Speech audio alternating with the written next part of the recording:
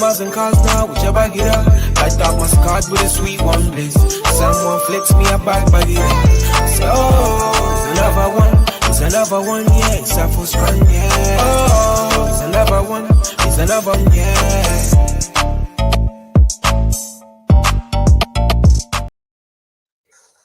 Good evening, guys.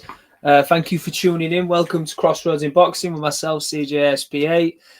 Joined tonight by Ricky, the Hands of Stone. He's back. Ricky, good to have you, buddy. And the main man, the man behind the scenes, causing problems, issues wherever he goes, Eric ARF. Ez, you all right, buddy? Okay. I'll try and stay out of it today. I'll try and we'll try to have a good show today. No technical difficulties, hopefully. But if there weren't any technical difficulties, mate, and the show went smooth, it wouldn't be us, would it? So, well, that is very true. That is very true. Yeah, and before we start the show, as usual, we'll go to the D-Rock clothing promo, and then we'll get into it.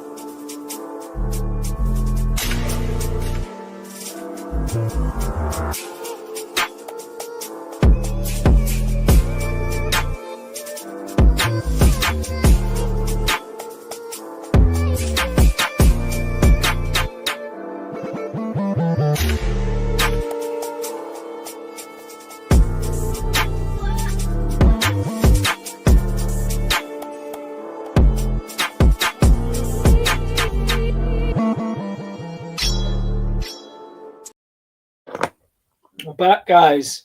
Once again, thank you to everyone who's tuning in. Who's going to tune in and catch up on it later on. Without this show, without you guys tuning in, sorry, there is no show. So thank you, guys. Right, boys, where are we starting? Oh, I think I know where I want to start. To be fair, God, but I don't. Well, all I want to say is, I think you guys will know what I'm going with anyway. Is just a quick one and a quick mention. Our man CJ here been working on short stories that are an absolute amazing read. Really, really gritty, down to amazing details from real life experience, which makes it all the better. Has had his article posted on Boxing News, which is one of my favorite boxing places to go and read the article. So I'm just going to add it to the stage now. And can I scroll down on that? No. And if you scroll down, can you guys see that? There we go. Go on that. Thank you, guys. I really appreciate it. I've also posted the link to the website in the chat as well. If anyone wants to go and click on that and have a read of it, because it's some good work, and this is the whole point of this platform. Me, CJ, and Ricky are all passionate boxing fans, and Ricky was the one who was supposed to publish something first, actually. CJ beat him to it, but it's just a fucking ace of all cards, isn't it? Yeah. Jack of all, master of none. That's the whole point of doing this, is getting into boxing. Us true boxing fans, real boxing fans, just want an insight into the world of boxing and the media of boxing and stuff like that. And I'm buzzing to actually give CJ this opportunity to have that, and the iBoxingHub team as well. It's not just us three and Trey. There's a whole team, iBoxingHub USA as well. There's a lot of us in there who actually help each other out and manage to get this over the line and happen for CJ. So I'm absolutely buzzing with that. No, thank you, guys. Obviously, starting from the bottom of you two, obviously, always there for me, always supporting me with it. Trey, Sherry, Ra, Abbas, you've done a great job. You pushed me over the line with it. Do you know what I mean? All your contacts, you spread it out there, and next thing you know, someone said Boxing News are going to take it on. So I really appreciate it. Just shows if you chat shit, someone will listen to it somewhere down the line. So keep following your dream, guys, and I'll keep writing stuff, and hopefully if you keep reading it and liking it, then we'll keep going. But to be fair, man, Ricky writes some pretty good shit after he was reviewing all the fights last year. So I'd like you to get back to that, Rick. I know obviously you're flat out with work and you've got 47,000 children, but when you get a bit of time, I'm a busy man. For you to get... A busy man, you need to get a TV, I think. It sounds of it. I know, I need to start watching boxing again. No, thank you guys. I really appreciate it. Cheers. No, and for the year you've had as well, mate. Really proud of you. Thank you, mate. Thank you. Ricky, I can't see the screen, so do you want to add Dan in? I can add him in. I just can't see my screen for a minute. Yes, guys. Is he all right, Dan? Yeah, good. Yeah, how are we all doing? I'm good, man. We're good. Good, mate. I'll be back on. Good. Good to have you back, mate. Fucking getting sick of him. Yeah, thank you for having me back. It was brilliant last week, and I'm honoured to be back again. So thank you. You bounce off Ricky, mate. Ricky's top man. I've had the pleasure of working with Ricky at Steffi's gym in Doncaster. He knows his stuff. He's very intelligent, despite the look. Don't be fooled. He's a very intelligent man. Been shaving this week and all. Very nice. Beautiful. No, I don't like it. But yeah, we'll get down to the details then, boys. So this weekend we had one of the worst brandish pay-per-view cards I've ever seen in my life. I don't know about all you boys as well, but yeah, I'm getting a bit sick of fucking pay-per-views. Subscribing to DAZN, subscribing to Paramount next year for Zuffa Boxing, subscribing to fucking everything that you can do to watch boxing in the sport we all love, and then we get fucking pay-per-views out of his assholes. And yeah, honestly, I understand there's other means of watching pay-per-views that I'm not going to promote those ideas, but boys, us boxing fans, we're getting absolutely drained and fucking leached off of, and it's not good enough. Like the Dillian White and Chisora card might be pay-per-view. Eubank Jr. It will be. It will be pay-per-view. It will be pay-per-view. Who's going to buy that? Who's going to buy it? Listen, nobody bought it. Don't you dare. We'll just stream it, won't we? Don't you dare. Listen. I'm streaming it all. Everybody needs to start streaming these pay-per-views because it's ridiculous. They can say stealing all they want. I am not going to advocate for boxing to charge us money every single time we want to see a fight. It's crazy to me. Yeah, we don't have to do that. Go on, Dan. On Saturday, I was having problems with my stream. And it was frustrating me. So I looked on DAZN. It was £25 for a membership unless you sign up to a 12-month contract, and then £25 for the pay-per-view itself. So 50 quid for me to watch it. That's ridiculous for one fight. For one, yeah. And bearing in mind that was literally for one fight, because the card, no offense to anyone who was on the card and who performed, but the card wasn't pay-per-view worthy. It's not worth that money that you should. That is a free subscription fight, where even Joseph Parker versus Wardley, as good as a fight it was, it's a free subscription fight. You shouldn't have to pay for that. You shouldn't have to pay for it. But yeah, let's get into the card anyway. You guys who caught the card, I was out for the card until the main event. I didn't really catch too much, so I'll let you run away with it, Ricky and CJ. First of all, I know, Dan, you were keen for the Quartermain and Barney Smith fight to say that was going to be key. Obviously, Quartermain didn't really turn up, in my opinion, or just severely outclassed. But I would like to say a good shout out to our dear friend. He's probably watching at home with his dog somewhere, Mr. Gladman. Jack, hope you're well, pal. Because he did give us the heads up for Mitchell Smith versus Arnie Dawson, and it was a fucking barnstormer of a fight. I've got to admit, I didn't know who Arnie Dawson was, and when his picture shot up, and I thought, fucking hell, my man looks about 12 years old walking to the ring. Mitchell looked like he was going to walk into school. I'll give you his due. What a tough lad he is, and he will come again, no end. He will be a star in the future. Obviously, Frank Warren will have his eyes firmly on him. But for me, that's Frank Kern now.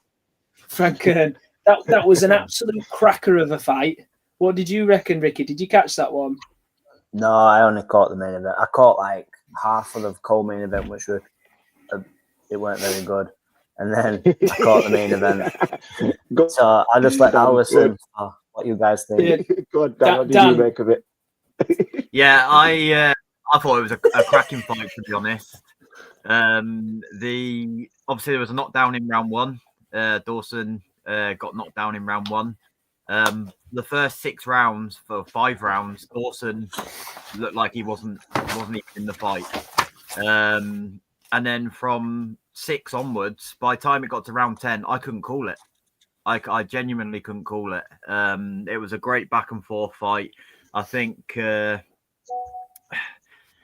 think as the rounds went on, Dawson looked like he lost his power in his punches, but he was boxing well, moving well. The scorecards were a little bit kind of skewy. There was one scorecard that was three rounds apart and one that was 7 rounds apart. I had it a lot closer personally. I was just checking there, Dan. I think I had it. Let me load it up. I don't know how to do it. Ricky taught me how to do this. 97-93. 97-93, I had it. I got my notebook, but you showed me that score box thing. I've been trying to learn how to do that. That's good, isn't it? Oh, hell. I'm trying, lads. I'm trying. But yeah, no, do you know what? Absolute fantastic fight. I'm not a massive fan of Mitchell Smith's character, but that's got nothing to do with his boxing. Although he did get taken the distance tough by that young kid. So if he's reckoning he's on fringe world level already, I think he's got another thing coming with that. But that's probably a different story. And obviously Eric and obviously Ricky not catching this phenomenal undercard. Frank, thank you very much for putting that on for us. I'll quickly shoot through one. There was one I wanted to comment on. Tony Curtis Jr. Did you catch any of him, Danny? Roy Jones Jr. scouted him years ago and nicked him away. What a strange little fighter he is.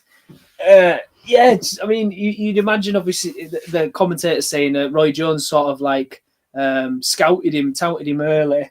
I mean, he's got a lot of talent. It's just a strange carry on, really, man. I don't know, just a strange little guy that he's brought to the ring and he's tipping to be a world champion. He's still only young. I think he was only 17, so he's got a lot to learn in the pros.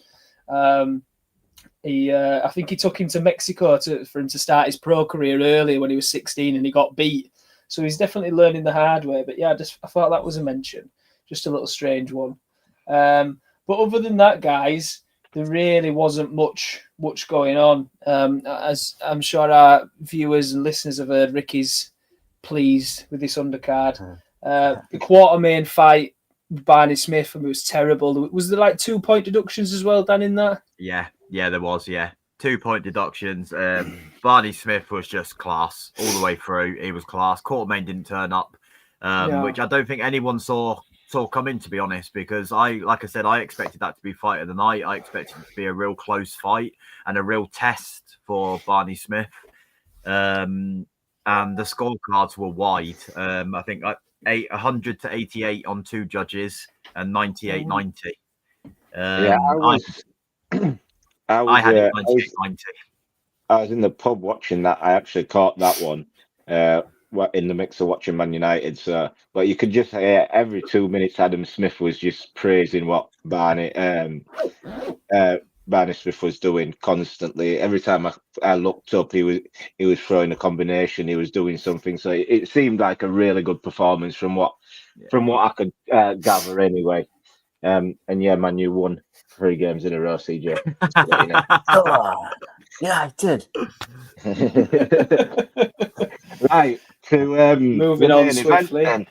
The main event. So last week we was here. Well, myself, CJ, and Dan was here, and we all gave our opinions on how we thought this fight was going to go. CJ, how did you have it?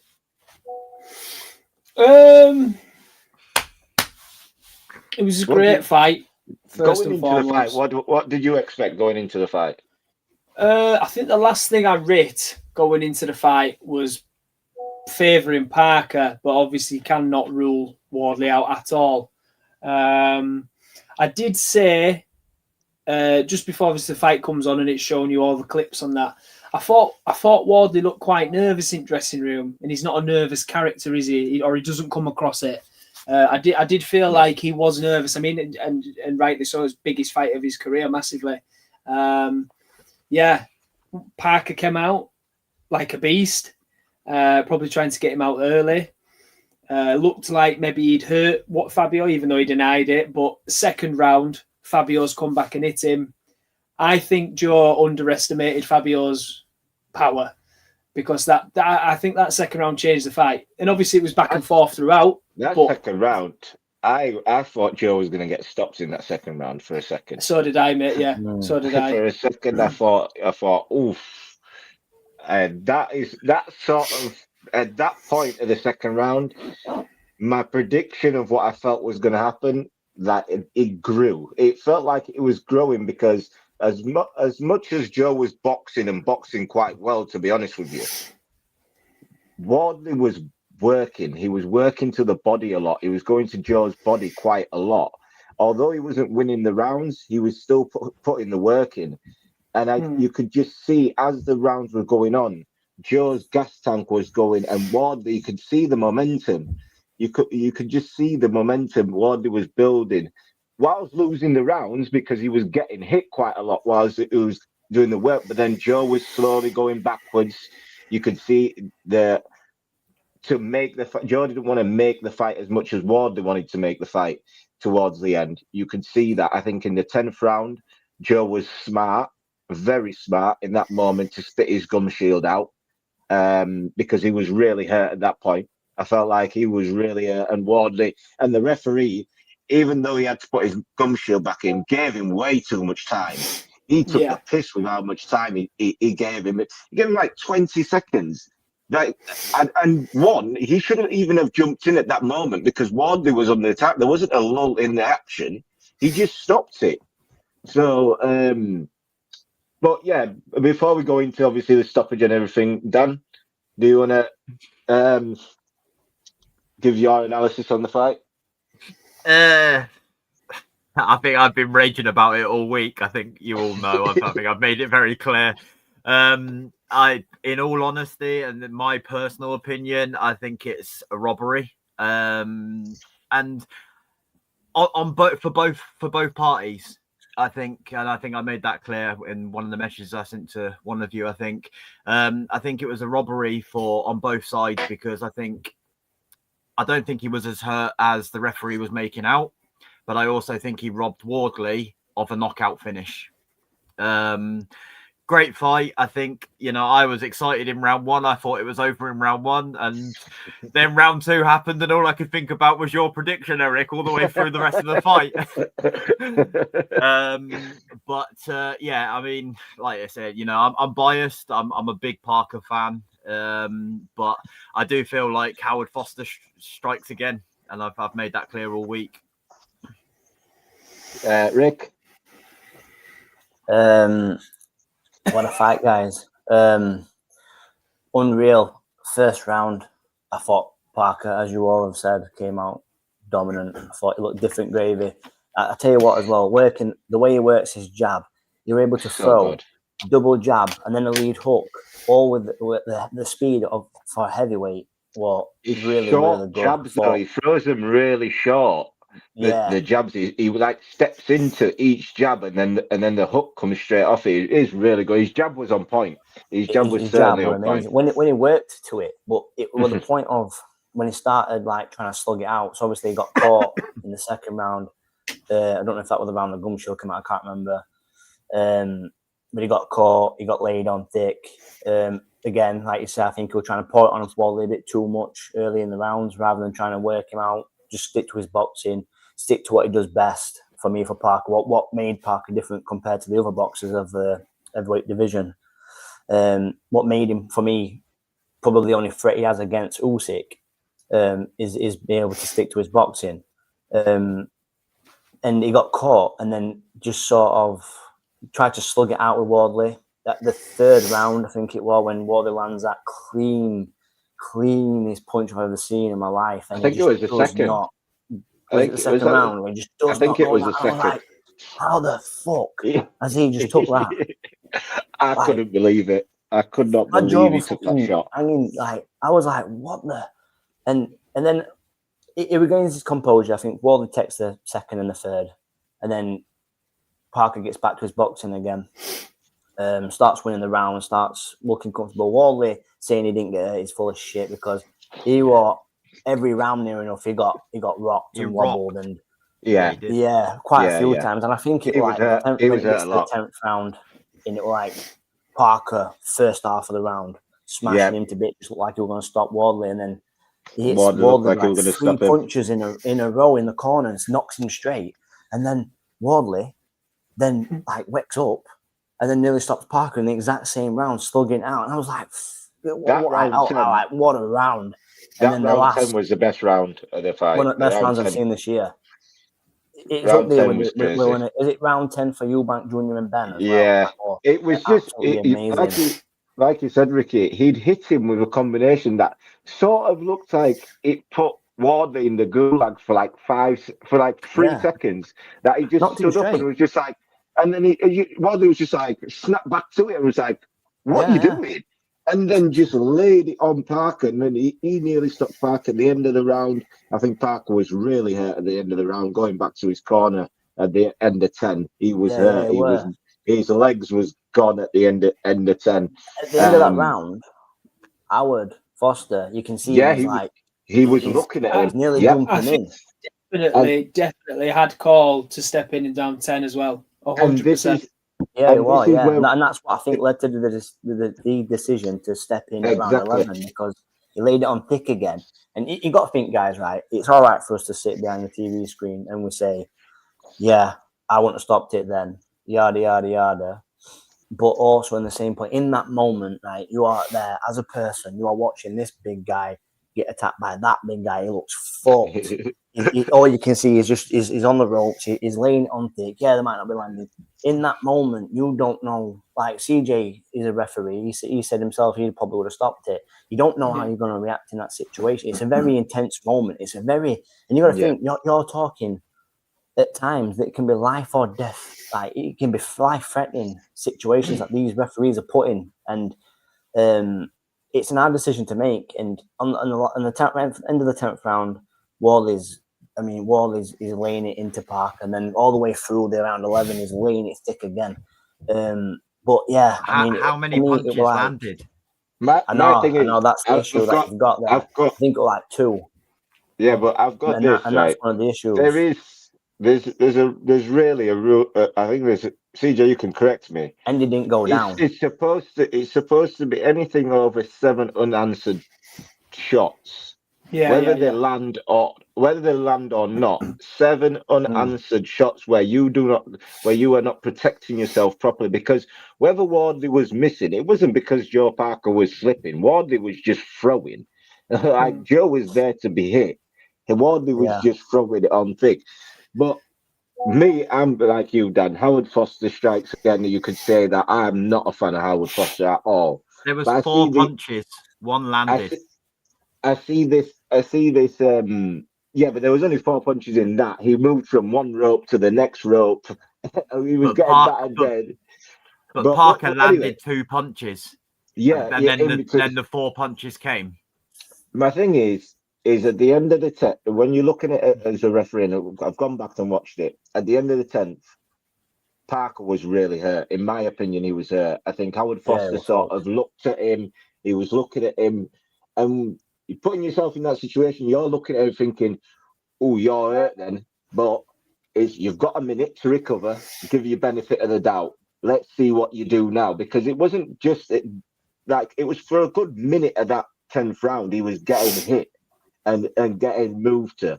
So when he gets into the 11th, and then the 11th starts kind of like the 10th ended, where Wardley's putting it on. Yeah, Parker's moving, not getting caught as much. But then there's 2 sequences where Wardley throws, I think Wardley throws about 10 or something punches. Then Parker, I think the referee was about to step in. Then Parker throws a wild one. The referee was about to step in because Parker end of round 10. Must have thrown about 10, in round 11. Wardley must have thrown. Yeah, he must have thrown about 10 or 11 shots, and Parker wasn't throwing back. And I looked at the referee, and he looks like he's just about to jump in, but Parker throws back. And so he's sort of like, he throws those 2 shots. So he's like, right, I'll let you throw them back. But then Parker goes from the middle of the ring back to the ropes again, and he took himself. He took exactly, and that's the referee. But the thing is, when the referee's seen that you're tired and exhausted at the end of the 10th, he's about to stop it, but you show that you've got a bit of heart and you've got a bit of dog, so you're throwing back, you're fighting back. But then when you fought back and then you go put yourself back in a situation, he was about to stop. He was about to stop you if you didn't throw any punches and laid on the ropes. So you've gone back and put yourself in that situation. So the referee's like, right, he's throwing another flurry. Now that's hard enough. I'm not as mad as people the stoppage. I would have rather him stop it when he was about to in the 11th. Just when Parker was about to throw, I'd rather him stop it there because then Wardley was throwing it on thick and Wardley was landing a few of them shots as well. So I'm with you, Dan. The stoppage, I didn't like it because of the timing when he did it, but I think that was coming. And people are saying Wardley was going to gas out.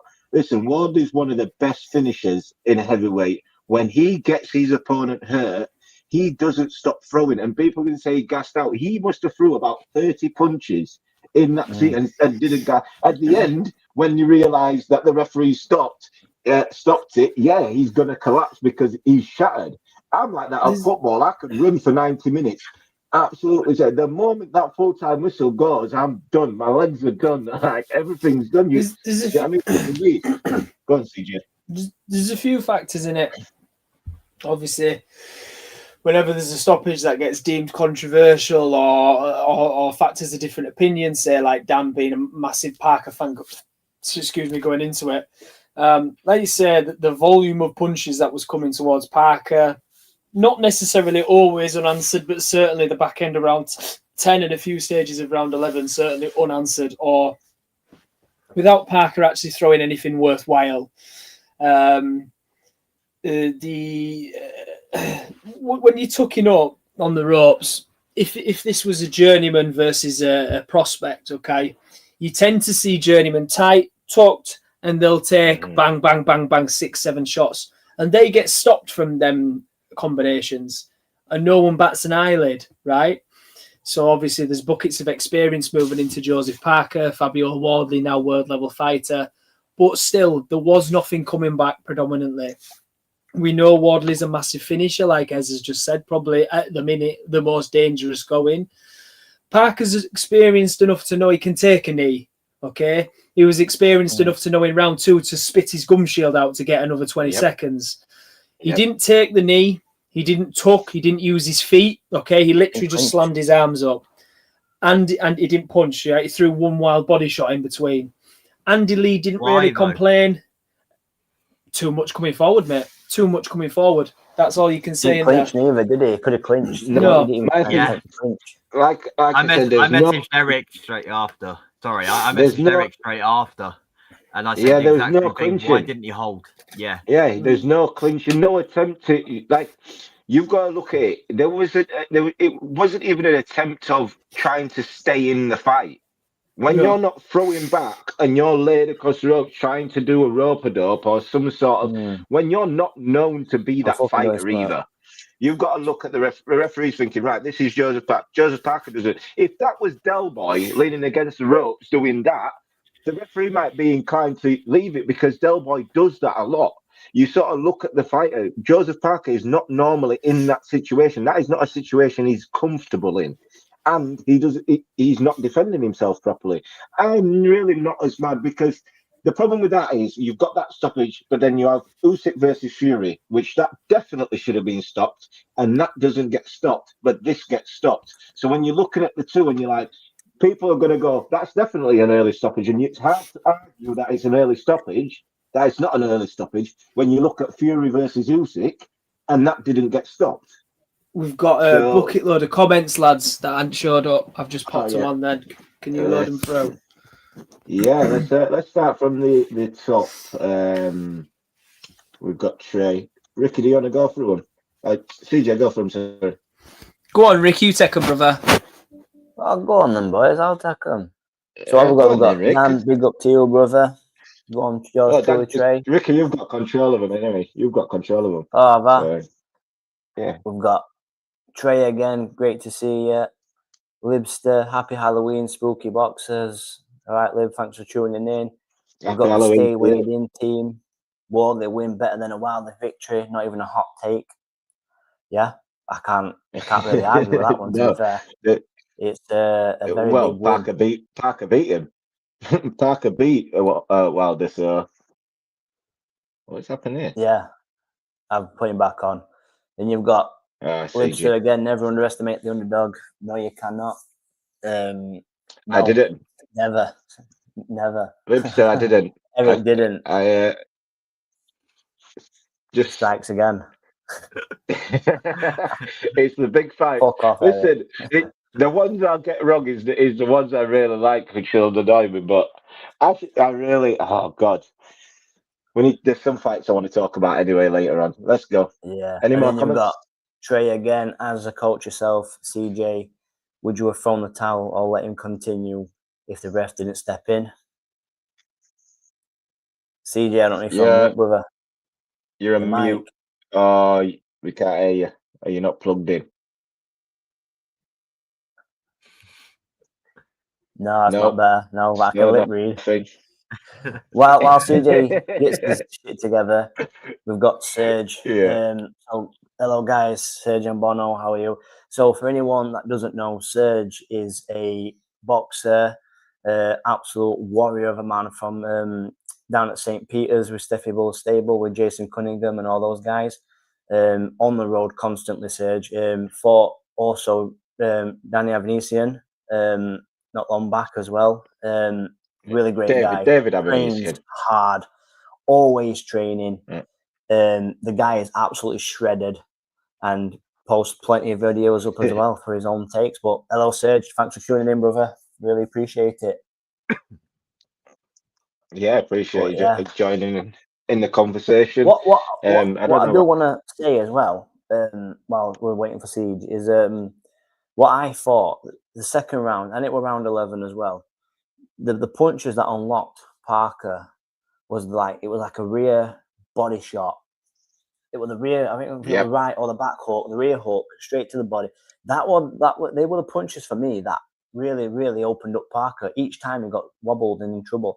And with Parker coming in at 20 pounds heavier than normal, you can either take factors. Did he come in to stop Wardley, come in heavier to try and take Wardley's power? Or did he underestimate Wardley and just come in heavier than normal because he didn't train as hard? I don't know what your guys' takes would be on that. He was too heavy. He was too heavy. I believe that they was going for the stoppage. The way Parker came out in the first round tells me they was going for the stoppage.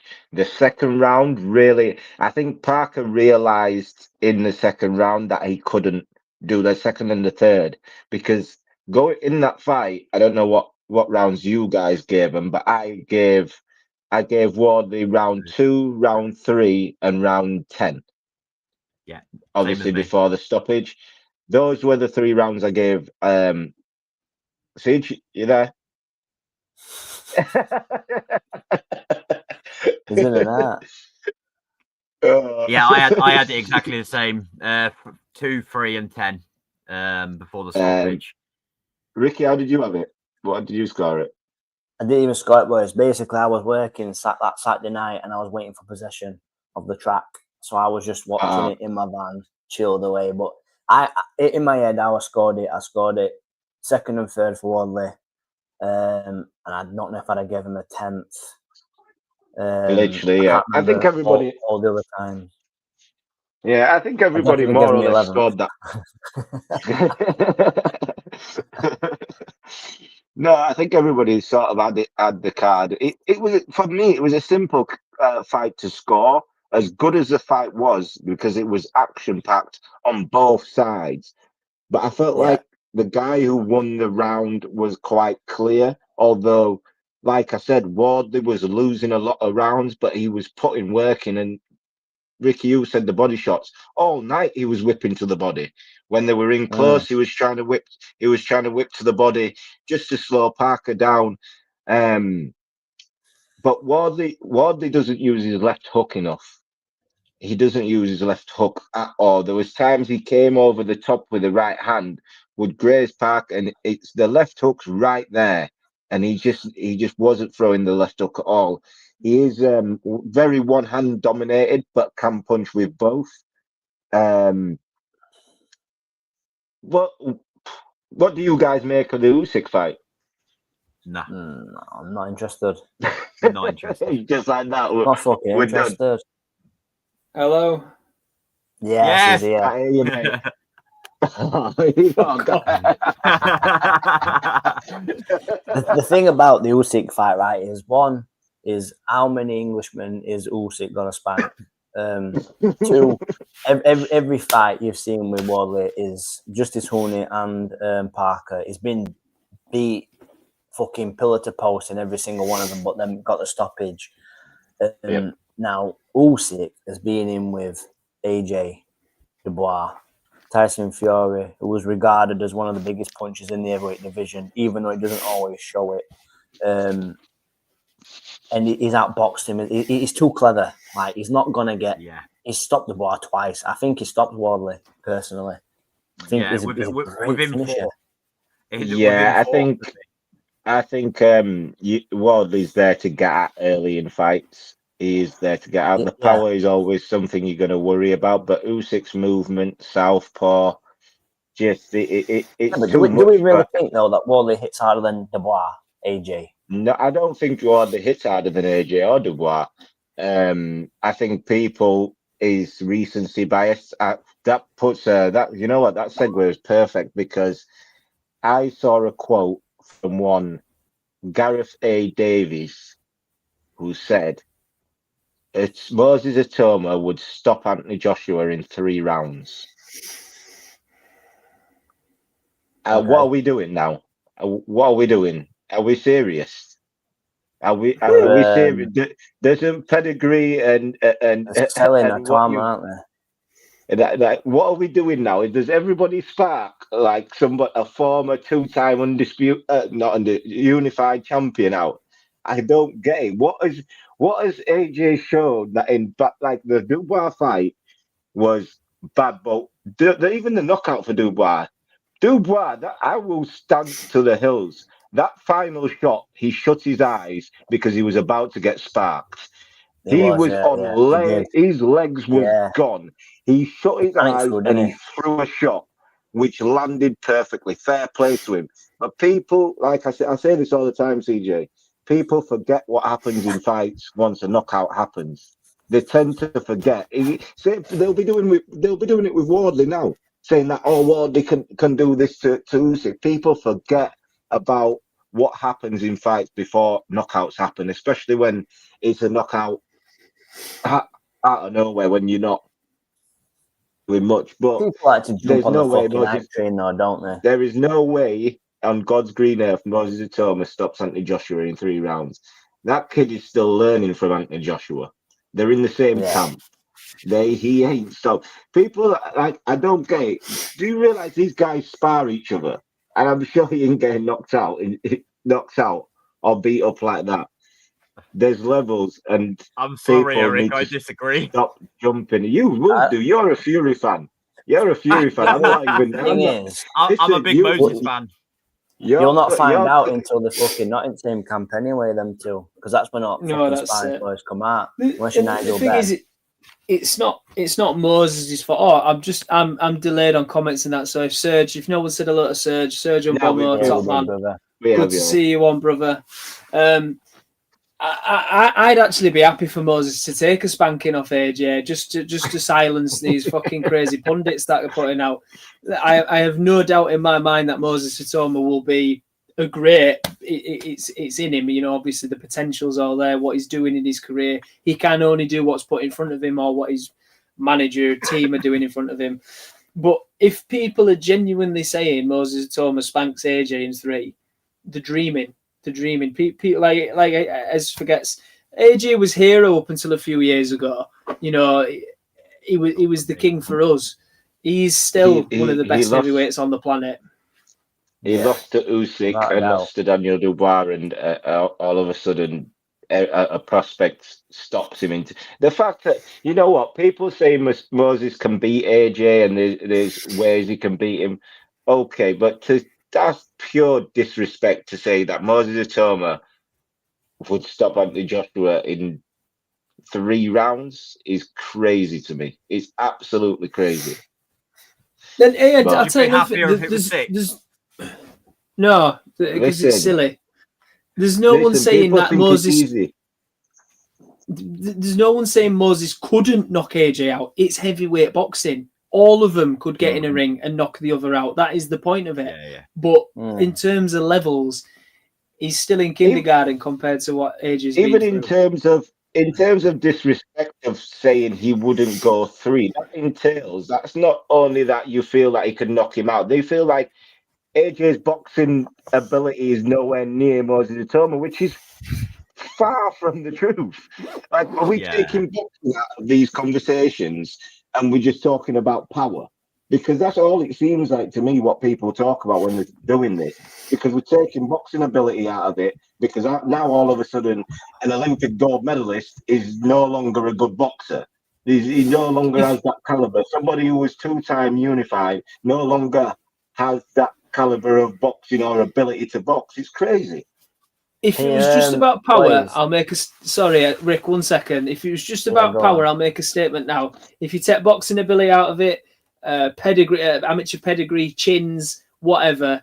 If it was just power, David Price would be still reigning heavyweight champion. He'd have blitzed everyone because he had a punch like a donkey's kick. He didn't have the chin and he didn't have the talent to get there. That's it. I was just about to say, can anybody tell that fucking Eric's an AJ fan? Yeah. Listen, Jesus Christ. I have 3 fighters. That I'll argue to the hills. And if they're wrong, they're wrong. AJ. They're 4. Crawford, AJ, Eubank, Haney. Right. But Crawford speaks for himself. I never need to fight. Listen, my guys will prove people wrong. That's all I'll say. My guys will prove wrong. Moving on anyway. Go on. This weekend we've got Wardley versus Parker, but before we touch on that, I kind of think I want to give a special mention to this guy, Pat Brown, who was fighting over in the States on Saturday. Not sure of the people who are on the card other than Amari Jones, but he's fighting a fella called Felix Villara, who's 24-8. Now Pat Brown is only 4-0, so to go against another opponent who's 24 wins and 8 losses this early in his career for me is pretty. It shows the confidence that Matchroom have got in this lad, because it's quite a risky fight for me so early in your career. And I don't know if you boys have looked at him or tuned in with him, but he's a great talent, big prospect. Pat Brown's class. I think he's going to be class in the future. Yeah. Pat Brown is the one that's probably going to start getting the cruiserweight division start popping again in Britain. He is. I like his style. I like how he fights. He's aggressive, but he's a very good. He's aggressive but patient. Picks his shots really well. He's got power.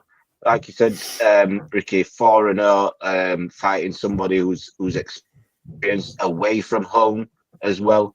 You're not in your backyard. You go into America to fight.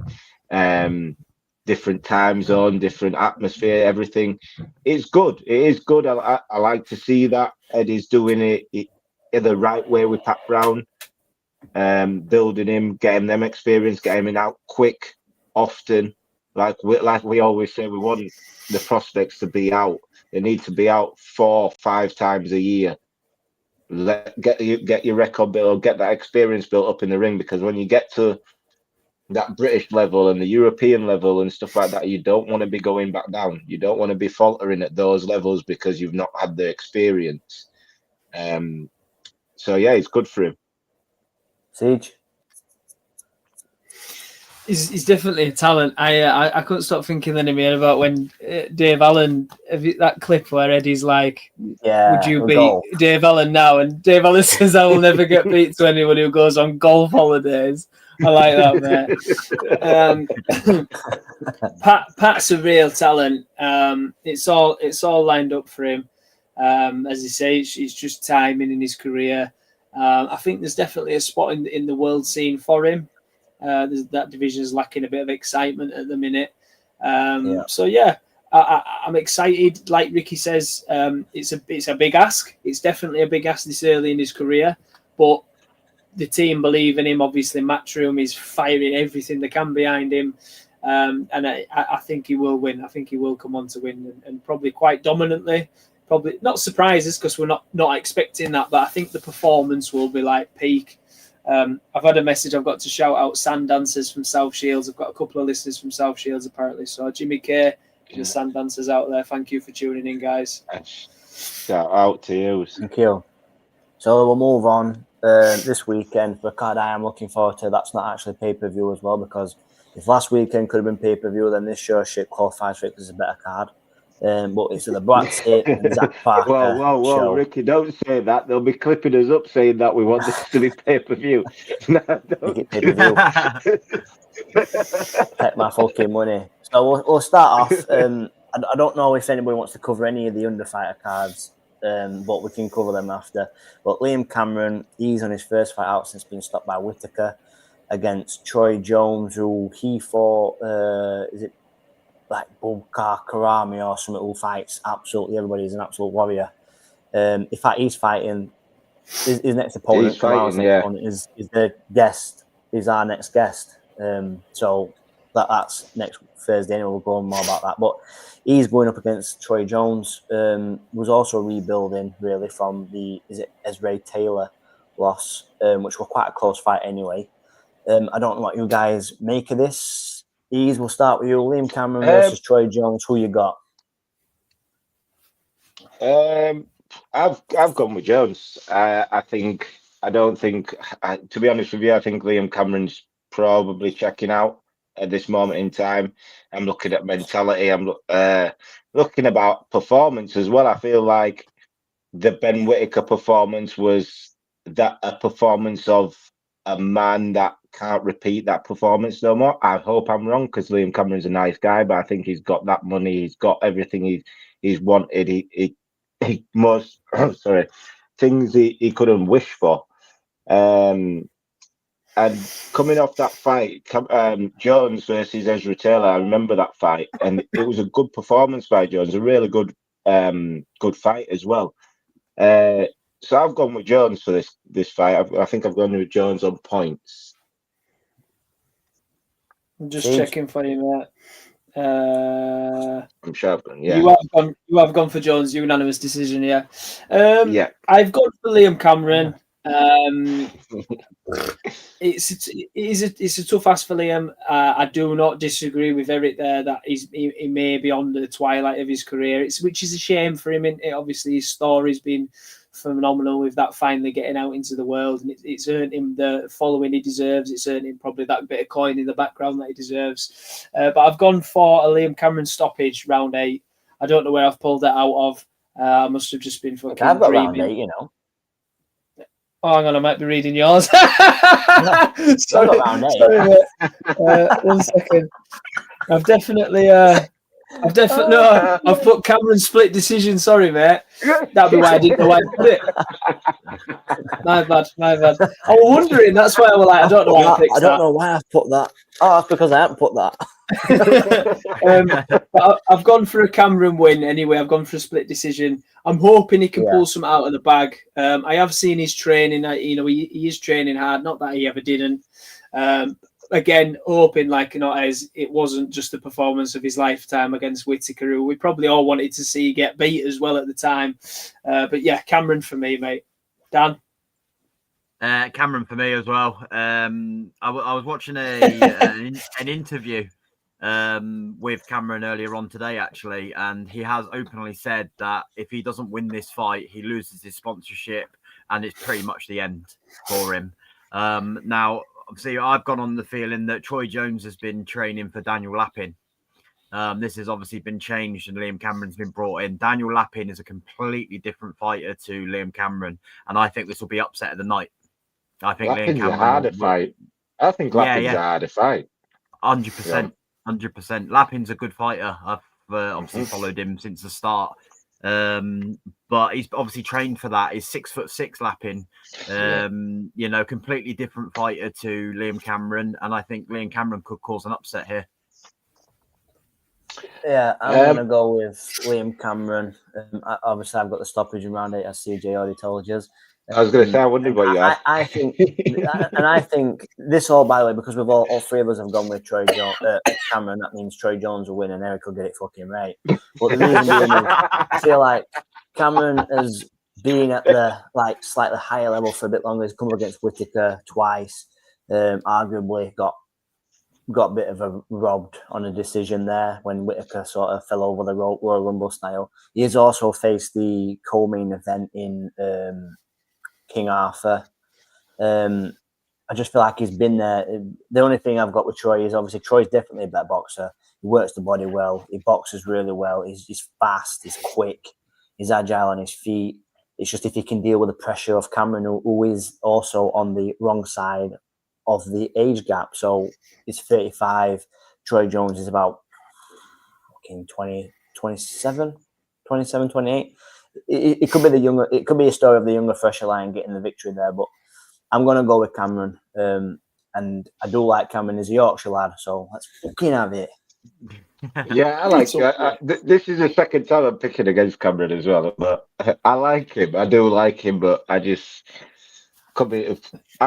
think Jones will beat him. I think Cameron he won't get stopped. I don't believe he gets stopped, but I do believe he'll get beat on this one.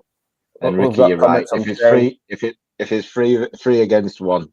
It's not me. Eric, that gets fucker right. Post hair transplant is not being the same. I like that. In fact, I've just seen him do a live earlier, Liam Cameron, where he's put. It obviously he's right broad in here and how he speaks for Sheffield and whatever. And he's put. Does any other fighters get this? Like where I've had him asking if they can fix my hair and my teeth and. Could someone fix me fucking nose? And he's a great lad. He's just a great character. He is. Trey's bang on money there. Trey's bang on with this last comment. A hungry Cameron can do it, and I do genuinely believe that. I do as well. Yeah, I agree with you. All your bookies now. What? Fucking Trey's got loads of betting odds all the time. Gamble responsibly. Yeah, Rick. Next fight. Next one we have the co-main event. We've got Bradley Rhea against Lyndon Arthur. It's a 7-fight win streak for Bradley Rhea, stopping at least 5 of his last 7. And then you've got Lyndon. Also, that was inside 4 rounds. I've got on my notes as well. Then you've got Lyndon Arthur coming off of a loss against Anthony Yard. The fight's for the European light heavyweight title, and you know my feelings. If you lost your last fight, you should not be able to fight for a fucking title. Because what's the point? And what do you get from that? Oh, I've been beat here, but I can go fight for a title anyway. So that's just it. Doesn't make sense. You need to have at least a win. But we'll start with CJ. I like Brad Rhea. Brad the Stingray. He's a very talented fighter. His last performances, he seems to be going from strength to strength. He's clearly got a lot of power as well. I did write on this one. I've checked as well. I'm not reading Ricky's answers, guys. I've checked my own just to go over that. I've put Brad Rhea to win, but I have put in brackets unsure on this one. You never know what Lyndon Arthur's going to do. And I remember me and Eric having this conversation last time when it came to Anthony Yard. Lyndon Arthur, I think he's a quality fighter. I respect he's had a great career, but he can be boring as fuck to watch. And you don't know what he's going to do in the ring. He can turn up the heat and throw some bombs in. Then other times he's sort of clinging on it. Yeah, he's very unpredictable. If we're going off last performances, you'd like to think Brad Rhea might go in there. It's a bit of a step up for him, but probably the perfect person for him to do it with Lyndon Arthur.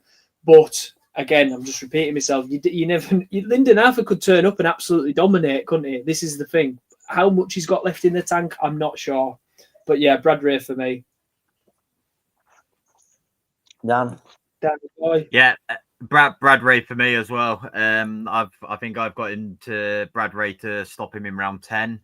Lyndon Arthur has obviously boxed at a much higher level. He's been in the ring with Bivol. He's been in the ring with Yard. But I just think that Brad Rhea's going to be a lot hungrier for it. Touching obviously on what Siege has just said, you never know what you're going to get with Lyndon Arthur. I think Brad Ray just is going to be more hungry for it. He's more, he's only had the one loss. Brad Ray, he's like Ricky said, he's on a win streak at the moment, and I'd like to see Brad Ray stop him. Eric, go for it, brother. Yeah, before I go off with my take, the league is back, as Trey said. The prediction league is back on our Facebook, Crossroads and Boxing Facebook. Hit us up, get involved in the league. It starts this weekend. But yeah, I've gone with well, you three's gone with Brad Ray, so I've gone with Lyndon Arthur. No, I'm joking. I've gone with Brad Ray, a UD. Same as CJ. You don't know what Lyndon's going to turn up. I don't believe Lyndon will get stopped. He's not easily stopped, Lyndon. He's a tough man, Lyndon. He is a tough man. A very good boxer. I think he does himself a bit of a disservice a lot of the times. I do like him, but I think Brad Ray will get a unanimous decision. I think it's going to be good. Hopefully, it's a good fight. But yeah, Lyndon, whether he turns up or not, if he turns up, it could be an upset. It really could be an upset, but I don't think he turns up. And I think Brad Ray is on that, like Ricky said, he's on that 7-run streak, 7-run win. And yeah, I think he continues. Lyndon's on the end of his career. Let's be honest. This is the third time he's fighting for this European title. I think he's held it. Has he held it twice? He's definitely fought for it twice before. Yeah, he's definitely fought for it twice before. So yeah, I think Lyndon's at the end of his career. Brad Ray's, he's still going. He's still trying to make a name and make a career of what he's got. So yeah, Brad Ray, unanimous decision. Yeah, I've got Brad Ray, unanimous decision as well. He's not been beat since 2021 against Tyler Denny, which were a 10-round decision. He hasn't fought the same caliber of opponents as what Lyndon Arthur is. And Lyndon Arthur, if he gets this win, will be his biggest win. Lyndon Arthur, like I say, you don't know what you're going to get. I'm pretty sure the last fight against Anthony Odd were absolute snooze fest, if I remember correctly. Yeah, it was. Yeah. But you've got to remember, Lyndon Arthur's been in there with Cameron, beat Liam Cameron on a split decision win. He's been in with Yard, I think, 3 times. He's been in with Bivol, like CJ's mentioned. I think last time he was stopped was against Yard in the fourth round. So, yeah, I kind of think it's safe for the young lad, 27 years old, Brother Ray, big momentum behind him against the aging King Arthur. And I fancy Ray to do this. I don't think it'll be easy for him. I think it's a good test, but I think he'll outbox and use his speed and beat London that way. And then that's it, boys. It's the main event. You've got Buatsi against Zach Parker. Buatsi will be looking to bring back the momentum that he had before stepping into the ring with Callum Smith. In a very, very close fight. I thought it was very fucking close. I can't remember what score I had it, but I'm sure I had it by 1 point to Smith. Parker's on a 4-fight win streak. His only losses came against John Ryder, who was not the same caliber as Buatsi. And the fighters, when you go through his record, are just not at the same caliber again. I expect Buatsi to be... I expect him to be a level above. But you know what expectations have done these days for fucking yeah, especially ones that I deem at a level above. I think Buatsi gets the win. Unanimous decision for me. I did lean towards a stoppage, but I just don't know. But we'll let Dan go first with this one. I've gone with Parker win split decision. I think this will be a good back and forth fight. They've both only lost one fight.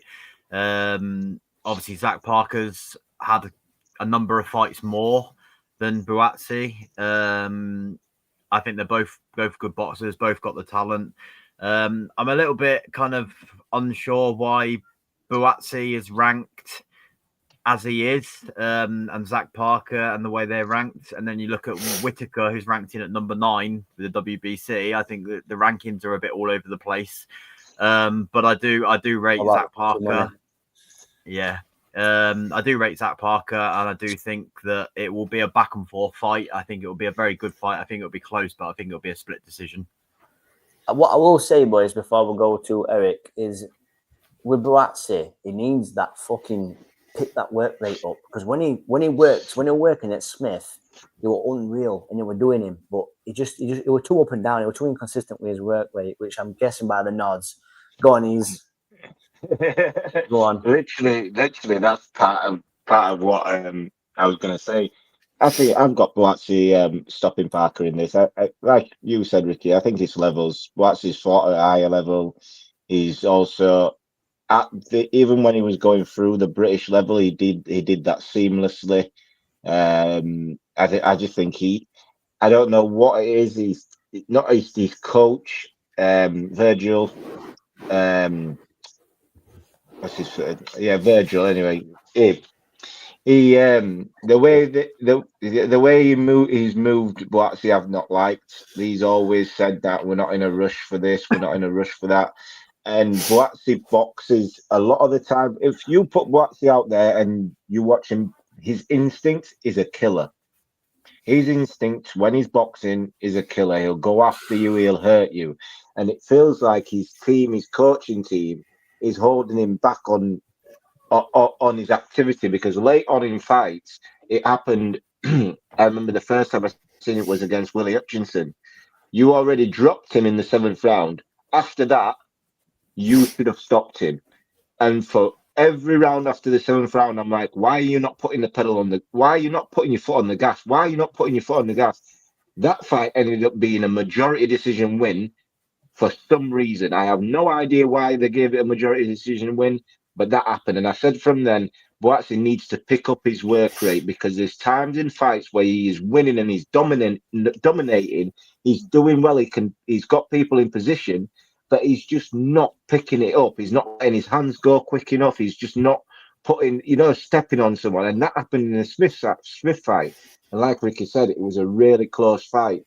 You could have got it either way, but I'm a big Buatsi fan, but I gave it to Smith. I thought Smith won that fight by probably a round, just because Buatsi at times in the rounds where he did end up losing them, he had the capabilities of winning that round.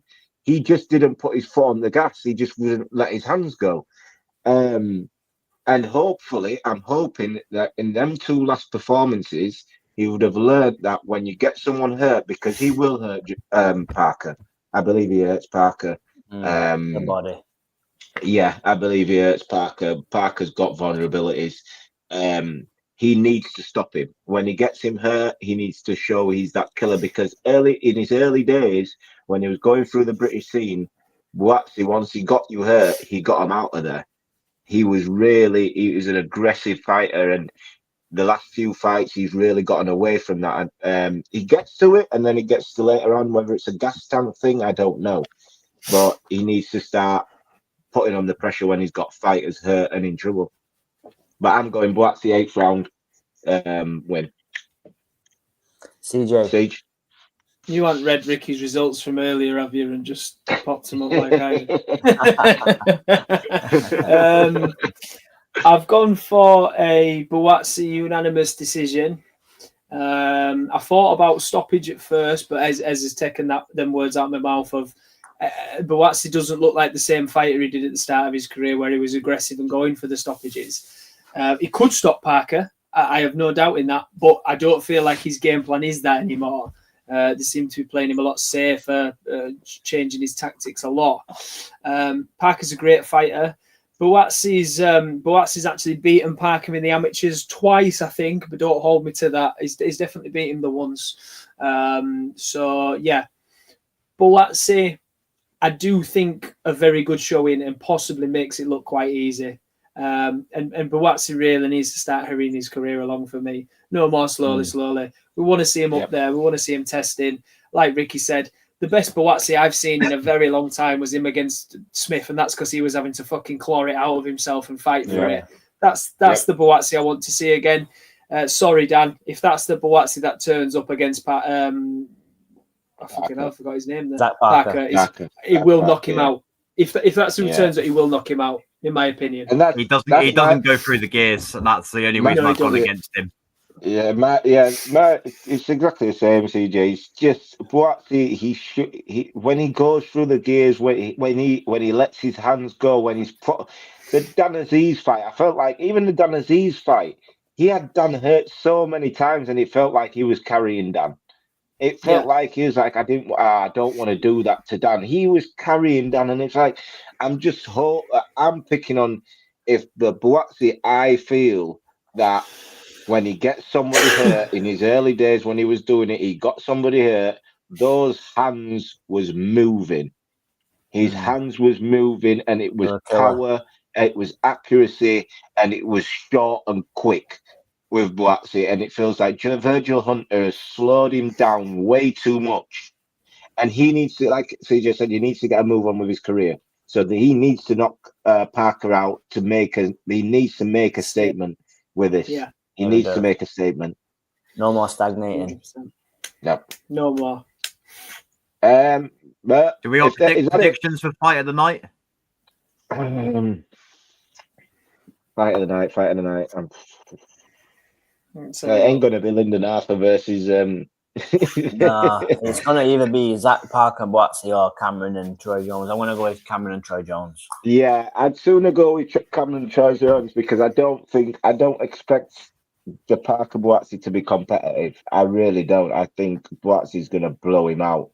To be honest with you, but yeah, Cameron. Like Dan said, he said that he's going to lose all his. Dan who said he's going to lose all his sponsorships or whatever. Yeah. If he doesn't win, he's got to show it. He's going to fight till the end. So, and I like how Jones fights. So yeah, probably that's the fight of the night for me. Yeah, I've gone for one that we haven't spoken about, and that's Denis versus Aranyenka. There's bad blood between them two, and I think that's going to be one hell of a fight. Did he end him or something? Yeah, Aranyenka egged Denis. Yeah, I think that's going to be fight of the night. That's my prediction for fight of the night. What about you, Siege? I'll be watching this card. I think you'll have to back Cameron on that one. From what we've just said on the run up to all this of people's previous performances and things like that, I think if Brad Ray gets off to a flyer, Lyndon Arthurs might smother him up and shorten that works. Maybe not making that electric. Again, I think Buatsi is going to be very one-sided. So yeah, I think I'd have to go with Liam Cameron with that. Ricardo. I went the same with you, mate. Liam Cameron and Troy Jones. All right, Dan, thanks for coming on again. It's been a pleasure having you. Thanks for having me. We'll have you back on again soon anyway, mate. Anybody else who's watching, listening, just hit us up, go and listen. Our Facebook's there. We've all got TikToks now. Trying to do our TikTok thing. So hit us up if you ever want to come on the show, jump on the show. Any topic that you fancy, you want to jump on the panel, hit us up. We'll try and make it happen. But yeah, another good show, boys. And we'll catch you all next week, and we'll see who's right and who's wrong. Probably me being right as usual, but yeah. See you later, boys. It's another band. All the Muslim cars now, whichever get up. Light up my scars with a sweet one, please. Someone flicks me a back body. Say, oh, it's another one. It's another one, yeah. It's a full strand, yeah. Oh, it's another one. It's another one, yeah.